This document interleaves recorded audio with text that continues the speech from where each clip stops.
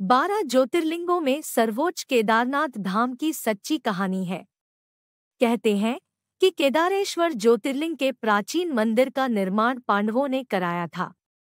पुराणों के अनुसार केदार महेश अर्थात भैंसे का पिछला अंग है। यहाँ भगवान शिव भूमि में समा गए थे। आइए जानते हैं इस मंदिर के बारे में। स्कंद पुराण में भगवान शंकर माता पार्वती से कहते हैं, हे प्राणेश्वरी, यह क्षेत्र उतना ही प्राचीन है जितना कि मैं हूँ। मैंने इसी स्थान पर सृष्टि की रचना के लिए ब्रह्मा के रूप में परब्रह्मत्व को प्राप्त किया, तभी से यह स्थान मेरा चिरपरिचित आवास है। यह केदारखंड मेरा चिरनिवास होने के कारण भूस्वर्ग के समान है।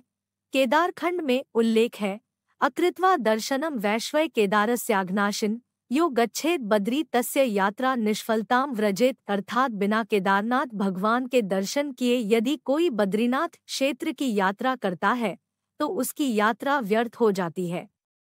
पुराण कथा के अनुसार हिमालय के केदार श्रृंग पर भगवान विष्णु के अवतार महातपस्वी नर और नारायण ऋषि तपस्या करते थे। उनकी आराधना से प्रसन्न होकर भगवान शंकर प्रकट हुए और उनके प्रार्थनानुसार ज्योतिर्लिंग के रूप में सदा वास करने का वर प्रदान किया।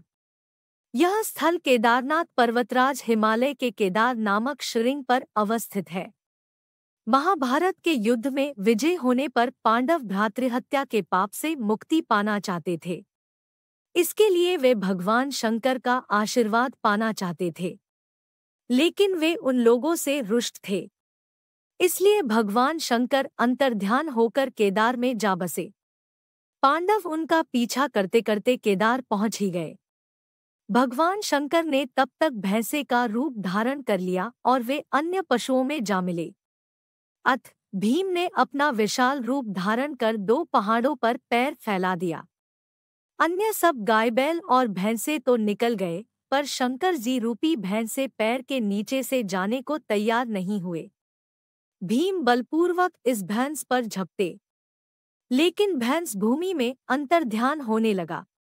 तब भीम ने बैल की त्रिकोणात्मक पीठ का भाग पकड़ लिया।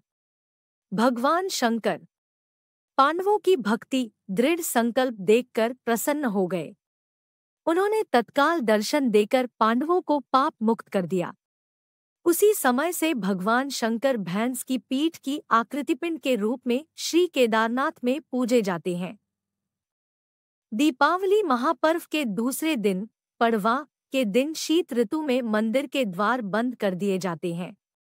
6 माह तक दीपक जलता रहता है।